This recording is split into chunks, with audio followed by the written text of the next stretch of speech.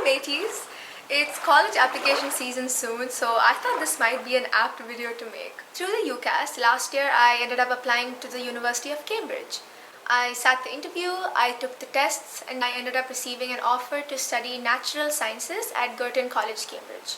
Through the process, I ended up learning quite a few things that I thought might be valuable to share for any future applicants looking to apply to either Oxford or Cambridge. The number one thing that I learned that I did not know before is that the term OXBRIDGE is used to collectively refer to both the University of Oxford and Cambridge. But apart from that, there are a few do's and don'ts that I'd like to talk about in this video when specifically applying to OXBRIDGE.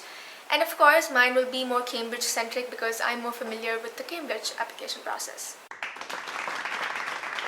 Number one of the do's. Choose between applying to Oxford or Cambridge. So this is something else that I didn't know, but you can't apply to both Oxford and Cambridge in the same year, in the same application. So obviously this means that you need to choose one of either university. For me, the choice was relatively easy. I wanted a broad natural sciences degree with more flexibility, and I loved the course and the course structure that Cambridge was offering, which is termed the Natural Sciences course. There are other courses that are only offered in either one of the university, or even courses with the same name might differ in subject content or subject structure in both the universities. So try and go through the list of courses offered in each university. This is easily available on their website, and this can really help in terms of making a choice. Another factor that I realized is a key difference between the two universities is that the geographical location or the vibe is set to differ in both these universities. Oxford is supposed to be more of a city and it has more of a lively vibe, whereas Cambridge is more of a quaint little town. It's supposed to be very pretty and naturey.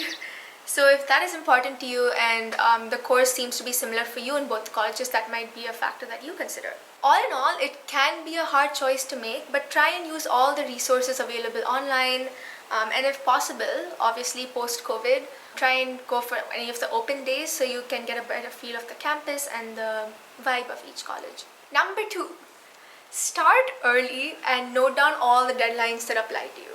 So remember that the deadline for Oxbridge applicants is much early than the deadline for applying to any other UK university. What this also means is that out of the 5 courses you have on UCAS, if you're applying to either Oxford or Cambridge, you can only submit the UCAS once. So it is not as though you submit your Oxbridge application separately and then the rest of the uni separately. So you need your personal statement ready by the earlier deadline so you can send in your UCAS earlier. And since I was an international student applying from Singapore, I wanted my interview to be in Singapore. And that meant that I had an earlier deadline, which was around like the 20th of September, by which I had to send in my UCAS. So there are lots of resources online about how to write a good personal statement, how to start up and set up your UCAS account, and all of these other things that you perhaps need to do before you send in your UCAS. So start early so you have time to craft a personal statement and keep everything else prepared so you're proud of the work that you're submitting.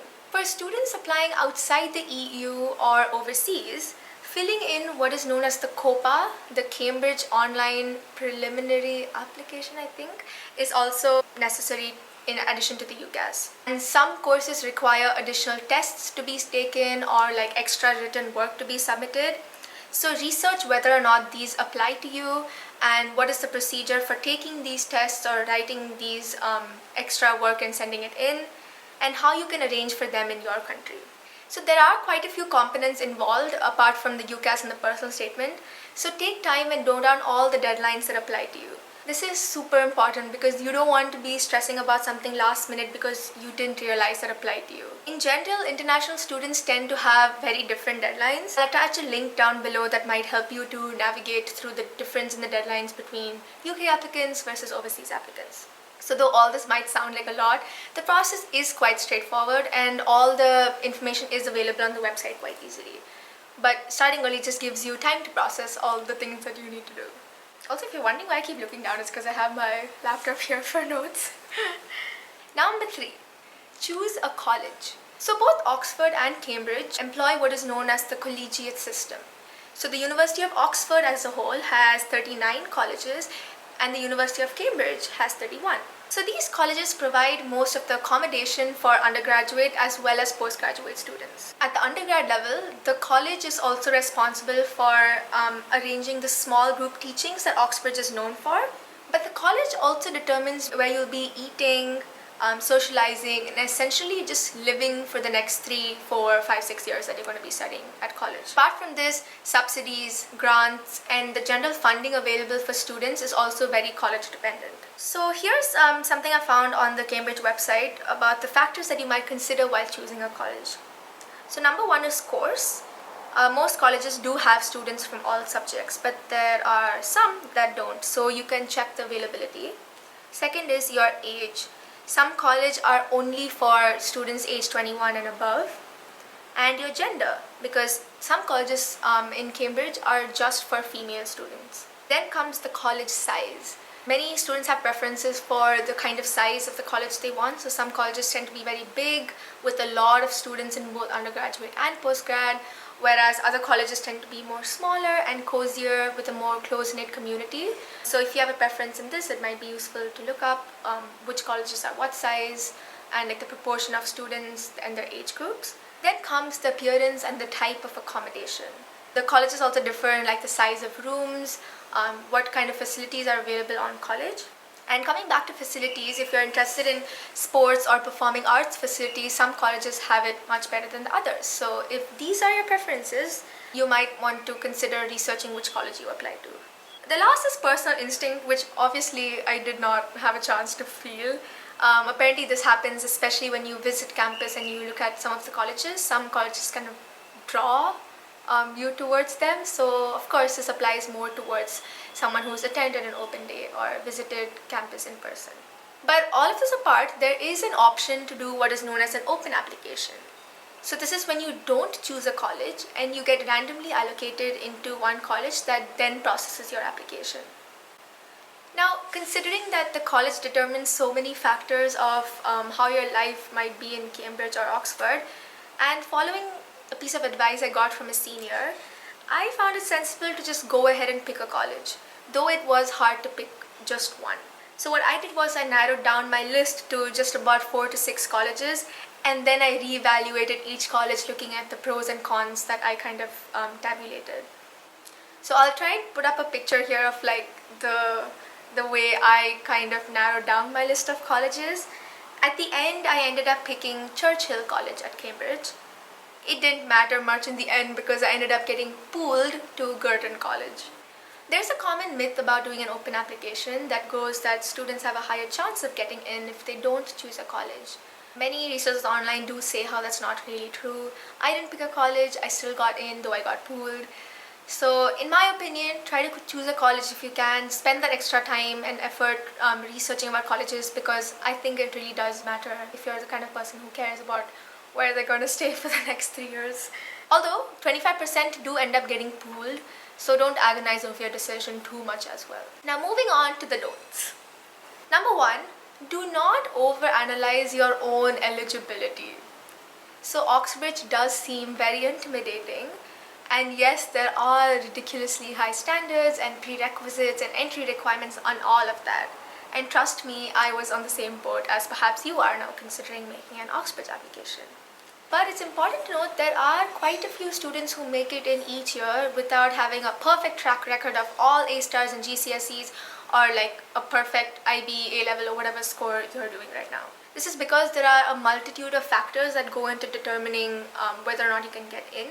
There's the entry requirement, there's your personal statement, there are school references, university forms, the tests, the additional tests that you're required to take, any additional written work that you submit, contextual data, which is your socio-economic background, which they get quite a good idea of from your UCAS as well as the COPA, and your interview performance. So do not be the judge of your own eligibility.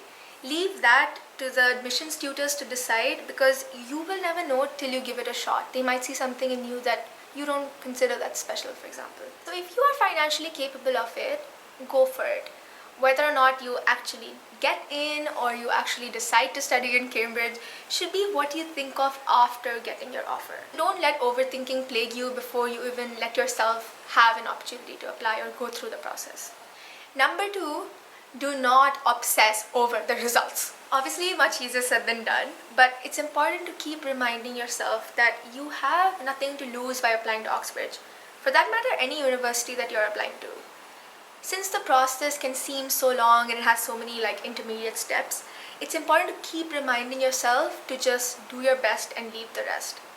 Because whether or not you make it in is neither a comment on your performance nor your potential. A lot of things are serendipity, and there's a lot of things that happen behind the scenes that we aren't really aware of, so don't take anything that happens personally too hard. Number 3, do not hesitate to reach out.